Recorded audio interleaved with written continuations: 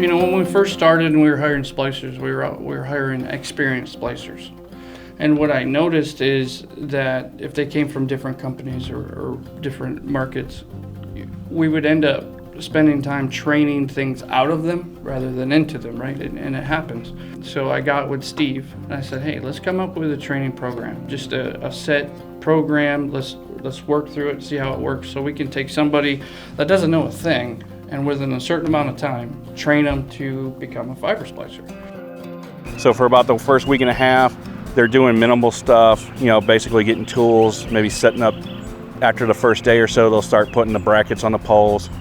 It's kind of like a step-by-step process. They'll do it for a couple of days and they'll move on to the next step.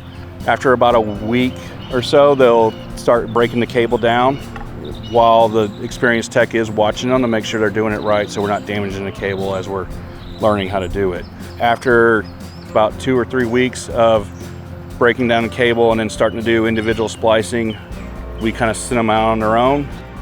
Name is James Moore, originally from Kenosha, Wisconsin, born and raised. Moved down here in 2019, landed a job with National OnDemand in 2021 in March. Started as a QC inspector, and they had an opening for a splicer and gave me the opportunity, and I took it. You get to learn different systems, different equipment, different enclosures, different splicers too, different machines. Heading backbone splicing, up to 144 count cable.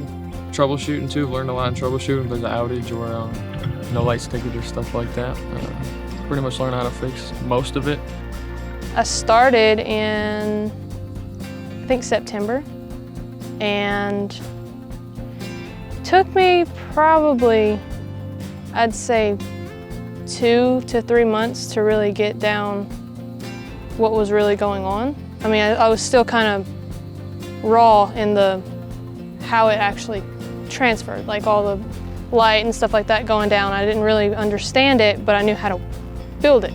But once you figure it out, you're just like, man, I just solved this problem, I feel good, and now let me go fix it. And then you have some people coming up to you and they act like you're a lifesaver because they're like, oh my God, you brought my internet back. Like, you know, it makes you feel good because people actually do see your work and they come up to you and they appreciate you.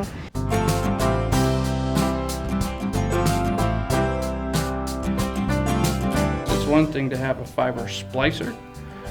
Anybody can be a fiber splicer, but to create a fiber tech is another different story. Now you understand how the light works. You understand troubleshooting. You understand all that stuff, and that's part of the training process as well. I go around and check their work and kind of spend a day with them and about once a week and make sure that they're progressing the way they should and they're applying the skills that they've been taught. We'll keep them on the smaller cables like 12 counts, 24 counts for a while, and then they'll kind of go back into a training process again on the bigger cables like 144s, 96s, stuff like that. Because the main thing about it is knowing where the light's coming from. Like, you can get it all down to this and do all this, but you got to know which side of the tube to put the input or the clear fiber or in the black fiber. So you got to know, okay, the light is coming from this way, so this side is going to go on my clear, and then that side's going to keep sending it that way after it lights up this whole tap.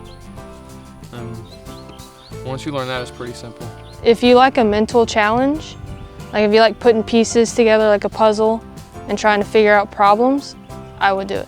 Because the troubleshooting aspect is actually one of the funner parts. You know, one thing good about fiber is fiber splicing is probably one of the newest, in telecom, it's probably one of the newest ways to connect things, right? It's been out for a while, but it's still the newest. You know, you're not splicing coax. And it's just going to keep improving, it's going to keep growing, and next thing you know, coax is going to disappear, and it's all is going to be fiber. So it makes me feel good knowing that these guys that are coming through this training program, wherever they end up in their life, they're going to have a trade that they can take with them, you know, and it makes me feel good.